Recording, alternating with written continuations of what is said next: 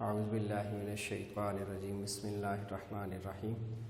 رب اشرح لی صدری ویسر لی امری واحلل عقدۃ من لسانی یفقہوا قولی رب یسر ولا تعسر وتممہ بالخیر۔ السلام علیکم ورحمۃ اللہ وبرکاتہ۔ عزیز طلباء کرام، پچھلے لیکچر کے اندر ہم نے الدرس الاول اس کی جیم جوز تھی اور اس کی تمرین ہم نے مشق کی تھی۔ آج کے سبق کے اندر، آج کے لیکچر کے اندر ہم سورہ انفال الدرس الثانی الف جز اس کی آیات 29 تا 37 اس کو ہم اس کا ترجمہ اور تشریح ہم کریں گے۔ اس کے اندر پہلی آیت مبارکہ ہے یا ایھا الذین آمنوا، اے ایمان والو۔ خطاب یہاں پہ ایمان والوں کو کیا جا رہا ہے۔ اب یہاں پر چونکہ جس وقت قرآن نازل ہوا تو صحابہ کرام رضوان اللہ تعالی علیہم اجمعین سامنے تھے، پہلے مخاطب وہ ہیں۔ قرآن کے اندر یہ بات یاد رکھیں،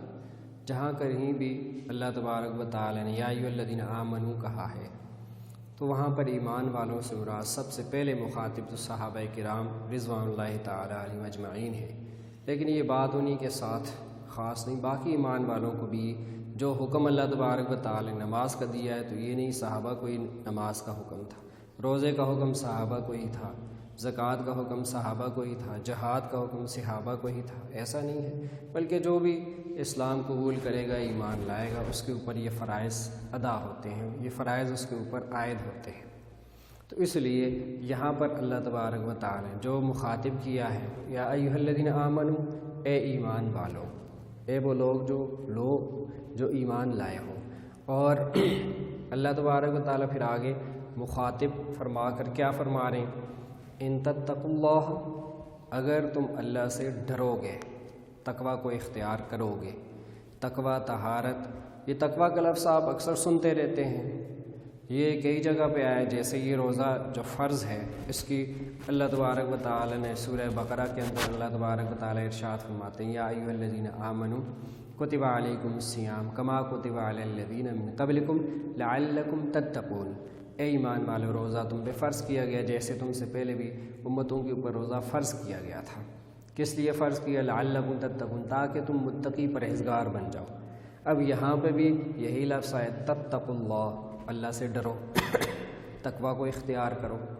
تقوی کیا چیز ہے؟ اللہ تبارک و تعالیٰ کا ڈر کیا ہے؟ اللہ تبارک و تعالیٰ کا خوف کیا ہے؟ اللہ تبارک و تعالیٰ سے ڈرنا کس طرح ہے؟ یہ تقوی کہتے ہیں کس کے ہم مختلف اس کے وہ معنی مفہوم کیے گئے ہیں کہ تقوی کیا ہے، متقی بننا، پرہیزگار بننا، یہ کیا ہے؟ بس اللہ تبارک و تعالیٰ کا ڈر اور خوف یہ کیا ہے؟ متقی ہونا یہ کیا ہے؟ تو اس کی سیدھا سا سادہ سا وہ آپ اس کا مفہوم یا اس کا وہ ترجمہ ذہن کے اندر رکھنے، بہت سے ترجمے، بہت سے وہ اس کے مفہوم بیان ہوئے ہیں، لیکن سادہ سا یہ ہے اللہ تبارک و تعالیٰ کا تقوی، ڈر، خوف یہ ہے گناہوں سے اپنے آپ کو بچانا۔ جن چیزوں سے اللہ تبارک و تعالیٰ منع فرمایا ہے ان سے اپنے آپ کو بچانا، یہ اصل تقوی ہے، یہ اصل اس کی بنیاد ہے کہ گناہوں سے اپنے آپ کو، جن کاموں سے اللہ نے منع کیا ہے، جن کاموں سے اللہ نے روکا ہے، ان گناہوں سے، ان کاموں سے انسان وہ رک جائے، چوری سے، غیبت سے، جھوٹ سے اور فحش گوئی سے، اسی طرح بہتان، الزام تراشی، ان سب چیزوں سے، جتنے بھی گناہ ہیں ان سے اپنے آپ کو بچانا، اصل تقوی یہ ہے۔ اصل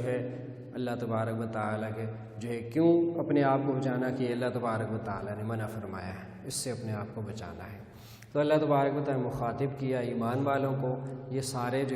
قیامت تک آنے والے ایمان والے اس کے مخاطب ہیں۔ ان تتقوا اللہ، اگر تم اللہ سے ڈرو گے، تقوی کو اختیار کرو گے، یجعل لکم، تو وہ تمہارے لیے بنا دے گا،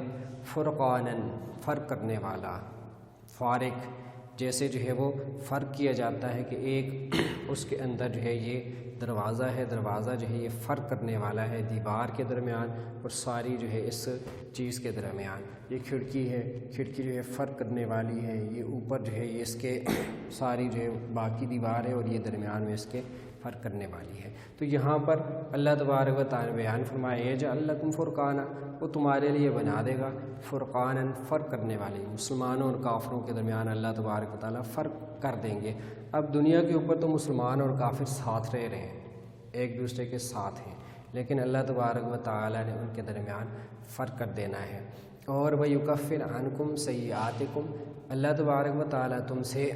دور کر دیں گے تمہارے گناہوں کو، مٹا دیں گے۔ یکفر کا مطلب ہے مٹا دینا، ختم کر دینا، بالکل جو ہے اس کو کسی چیز کو جو ہے وہ ختم اور بالکل اس کو جو ہے وہ نیست و نابود کر دینا۔ اللہ تبارک و تعالیٰ فرماتے ہیں اگر تم تقوی اختیار کرو گے، تقوی جو ہے وہ اللہ تبارک و تعالیٰ کا ڈر اور خوف تمہارے دل کے اندر ہوگا، تو اللہ تبارک و تعالیٰ تمہارے لیے امر فارق بنا دیں گے، اور تمہارے لیے جو ہے اللہ تبارک و تعالیٰ تمہارے گناہوں کو بخش دیں گے، معاف کر دیں گے، اور اللہ تبارک و تعالیٰ جو ہے وَيَغْفِرْ لَكُمْ، اور تمہاری بخشش کر دیں گے۔ ایک تمہارے گناہوں کو بتقاضۂ بشریت انسان سے غلطی کمی بیشی، چھوٹے گناہ بڑے گناہ ہوتے ہیں، کبھی جو ہے جان بوجھ کے ہوتے ہیں، کبھی انسان کو پتہ نہیں ہوتا، خطاً چونکہ انسان نسیان سے ہے تو بھول جاتا ہے، اس طرح ہو جاتا ہے۔ اللہ فرماتے ہیں ایک تو تمہارے گناہ میں معاف کر دوں گا، دوسرا جو ہے یغفر لکم، تمہاری بخشش بھی اللہ تبارک و تعالیٰ فرما دیں گے۔ اور اللہ تبارک و تعالیٰ نے پھر اپنی جو ہے صفت کو لایا ہے، واللہ، اللہ تبارک و تعالیٰ ذو الفضل العظیم، بڑے فضل والے ہیں، بڑے جو ہے اللہ تبارک و تعالیٰ کا جو ہے وہ بڑے فضل و کرم والے ہیں۔ اللہ تبارک و تعالیٰ کی ذات جو ہے وہ بڑی فضل و کرم والی ہے، عظیم ذات ہے اور فضل و کرم والی ذات ہے۔ یعنی یہ سارا جو پچھلی آیت کے اندر پیچھے جو اللہ تبارک و تعالیٰ نے بیان فرمایا کہ اللہ تبارک گناہوں کو بخشنے والی ذات اللہ تبارک و تعالیٰ کی ہے، تو اب یہاں پر اللہ کا تقوی، ڈر، خوف دل کے اندر ہوگا تو پھر انسان کو فائدہ کیا ہے؟ انسان اللہ تبارک و تعالیٰ کو، مسلمان جو ہے وہ اہل ایمان، ان کو اللہ تبارک و تعالیٰ کیا اس کے اوپر دیں گے کہ ایک تو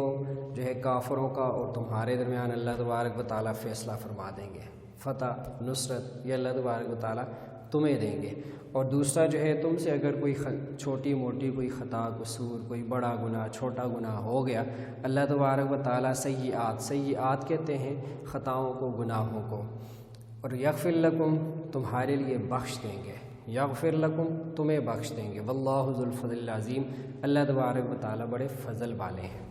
اس سے اگلی آیت مبارکہ کے اندر اللہ تبارک و تعالیٰ نے رسول اللہ صلی اللہ علیہ وسلم کو مخاطب فرمایا ہے، اور آپ صلی اللہ علیہ وسلم اس پوری آیت مبارکہ کے اندر مخاطب ہیں۔ ہوا یہ قصہ اس طرح ہوا، اس آیت مبارکہ کا شان نزول یہ ہے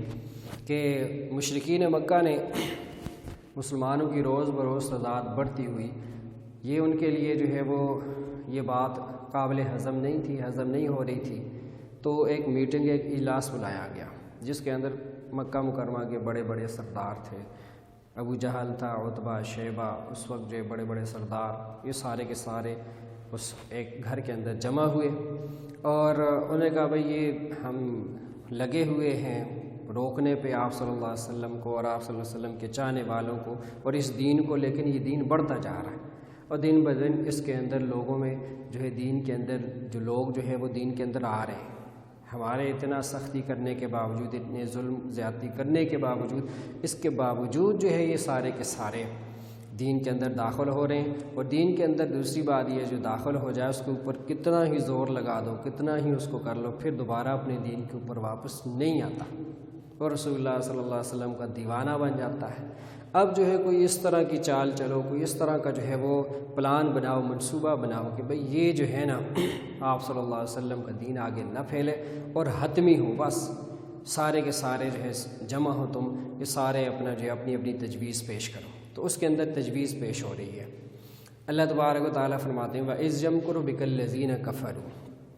کہ جب تدبیر کر رہے تھے، مکر کر رہے تھے، منصوبہ بندی کر رہے تھے، بِكَ الَّذِينَ كَفَرُوا، وہ لوگ جنہوں نے کفر کیا، یعنی یہ جو جن کے میں نے نام لیے ہیں یہ سارے کے سارے جمع تھے، اور یہ جو ہے تدبیر کر رہے تھے، یہ منصوبہ بندی کر رہے تھے، کیا لِيُثْبِتُوكَ أَوْ يَقْتُلُوكَ أَوْ يُخْرِجُوكَ۔ سب سے پہلی بات یہ ہے کہ کیا جائے آپ صلی اللہ علیہ وسلم کو، ایک تو یہ ہے کہ ان کو قید کر دیا جائے، یا قتل کر دیا جائے نعوذ باللہ، یا او یخرجوک، یا ان کو اپنے وطن سے نکال دیا جائے۔ 3 باتیں ہیں۔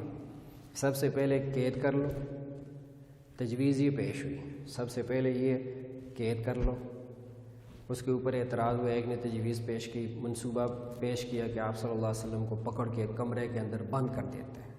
اور جو ہے وہ آپ صلی اللہ علیہ وسلم کو جو ہے وہاں پہ جو ہے اور کسی کو نہیں جانے دیتے، بس اس کے اندر ہم گرفتار کر لیتے ہیں، قید کر دیتے ہیں۔ دوسرے نے کہا بھائی یہ کیسے ہو سکتا ہے، وہ بھی خاندان والے ہیں، ان کا بھی خاندان بنو ہاشم کے لوگ ہیں، تو اگرچہ وہ مسلمان نہ بھی ہوں تو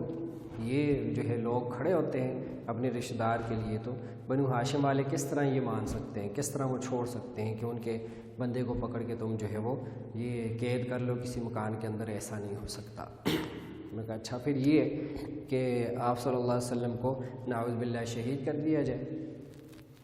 تو پھر جو ہے اعتراض ہوا کہ بھائی شہید تو کرے گا، جو بندہ شہید کرے گا، آپ صلی اللہ علیہ وسلم کو قتل کرے گا، تو وہ تو اس کے اندر پھر ایسا ہوگا کہ وہ چونکہ وہ بھی خاندان والے ہیں، ان کا بھی خاندان ہے، تو اس آدمی کو، اس کے خاندان کو، قبیلے کو پھر وہ بنو ہاشم والے بھی نہیں چھوڑیں گے۔ اچھا اس نے کہا اچھا اب تیسری تجویز یہ ہے کہ او یخرجوک، پھر کیا کرو، اپنے وطن سے ہی نکال دو، اپنے جو ہے اس مکہ مکرمہ سے ان کو نکال دو، باہر کر دو ان کو، جہاں یہ جی چاہے چلے جائیں۔ پھر اعتراض ہوا یار اصل مقصد تو دین کو، اس اسلام کو آگے پھیلنے سے روکنا ہے، ہم اپنے شہر سے نکال بھی دیں، جلا وطن کر دیں، نکال دیں، مکہ مکرمہ سے ہم نکال دیں، لیکن ہوگا کیا؟ ہوگا یہ کہ جب وہ دوسری جگہ جائیں گے، وہاں جا کر اپنے اس اسلام کو جب پھیلائیں گے، وہاں پہ لوگ آپ صلی اللہ علیہ وسلم کی دین کے اندر داخل ہوں گے، تو ایک وقت آئے گا یہ دوبارہ مکہ مکرمہ کے اوپر چڑھائی کریں گے، پھر کیا ہوگا؟ اب جو ہے وہ اللہ تبارک و تعالیٰ فرماتے ہیں وَيَمْكُرُونَ وَيَمْكُرُ اللَّهُ، وہ بھی کر رہے تھے، مکر کر رہے تھے، فریب کر رہے تھے، منصوبہ بندیاں کر رہے تھے، تدبیریں کر رہے تھے، وہ بھی کر رہے تھے۔ اللہ فرماتے ہیں وَيَمْكُرُ اللَّهُ، ہم بھی تدبیر کر رہے تھے، ہم بھی ان کو توڑنے کے لیے، ان کو جو ہے وہ یہ ان کی تدبیروں کو فیل کرنے کے لیے ہمارے پاس بھی تدبیریں تھیں، ہمارے پاس بھی چالیں تھیں، وہ بھی چال چل رہے ہیں اپنے۔ اللہ فرماتے ہیں ہم بھی اس کی توڑ کے لیے، اللہ فرماتے ہیں ہم بھی اپنے جو ہے منصوبے، ہم بھی اپنی تدبیریں کر رہے ہیں۔ اللہ فرماتے ہیں واللہ خیر الماکرین، بس ان میں سے بہتر اچھی تدبیر کرنے والا اللہ تبارک و تعالیٰ کی ذات ہے۔